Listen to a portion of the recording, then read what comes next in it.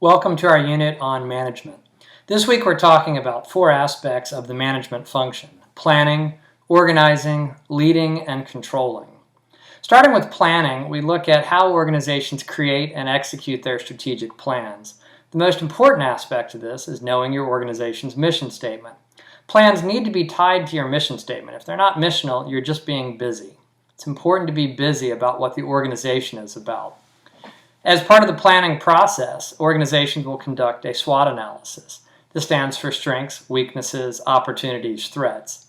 As you go through this process, and I've given you an example of the SWOT analysis for CBS, as well as some questions you want to ask as you fill out the information in each quadrant, it is important to recognize that a SWOT analysis looks at both the internal aspects of your organization, that's the strengths and weaknesses part, as well as the marketplace in which your business operates, the opportunities and threats.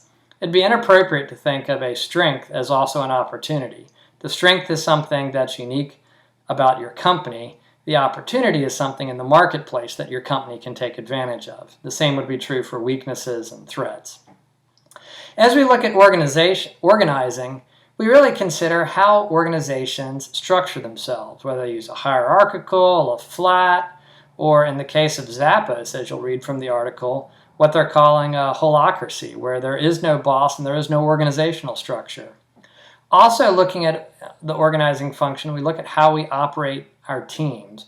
In just about any business you're a part of, you're always going to work in teams at some point. So we want to pay attention to how teams form and become high-achieving teams, as well as how you deal with some of the personality aspects that exist within teams.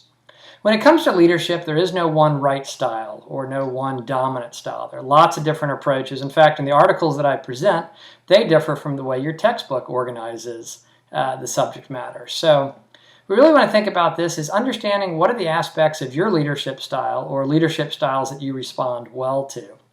Leading also is about setting the culture of an organization. And again, we look at Zappos, which has a very unusual culture. The last area of the management function we want to talk about is controlling. How do we ensure that performance standards are being met and employees or processes are achieving what we want them to? As we read the article that I've posted in the controlling section, it reads a little bit about like George Orwell's 1984, where we're able to use technology to monitor and watch what people are doing. Not totally sure how we think about that. Would be an interesting discussion. Our assignment this week, you're going to find a Wall Street Journal article from the last year that talks about one of these 4 management areas and explain why you think this is a good exemplar. In the dialogue this week, we're going to take up the kind of 2-headed task of leadership style and organizational structure and what you think is best and why, and then defend that with other sources. So it should make for an interesting discussion this week, as there's really not a right answer as to what's best, but definitely preferences among individuals. So that's our coverage of the management function. Next week, we'll move on to some specific areas of management, such as motivation.